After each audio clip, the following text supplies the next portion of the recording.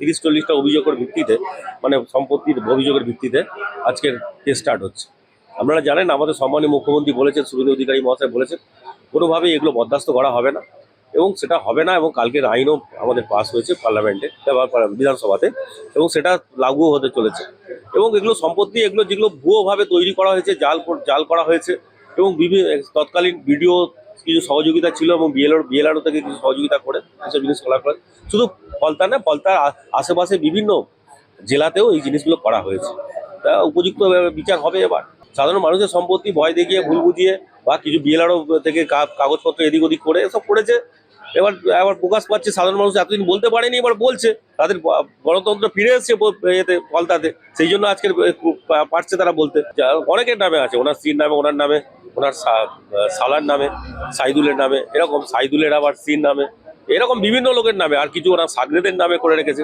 এরকম আছে, প্রচুর সম্পত্তি লোকে রেখেছে। আরো বিপাকে ফলতার স্বঘোষিত পুষ্পা জাহাঙ্গীর খান। এবার সম্পত্তি সংক্রান্ত মামলায় জাহাঙ্গীর খানকে শোন অ্যারেস্ট দেখিয়ে নিজেদের হেফাজতে চাইল পুলিশ।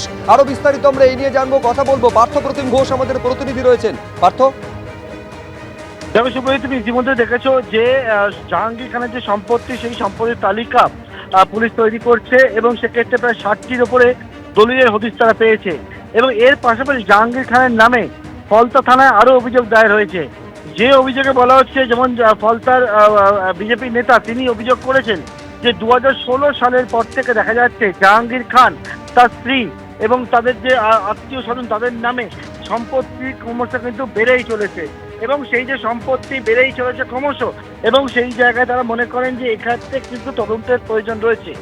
একদিকে হচ্ছে বিজেপির নেতা যেমন অভিযোগ করেছেন, পাশাপাশি ওই এলাকা থেকে সম্পত্তি দখল সংক্রান্ত বিষয় জাহাঙ্গীর খান তার স্ত্রীর নামেও কিন্তু অভিযোগ জমা পড়েছে।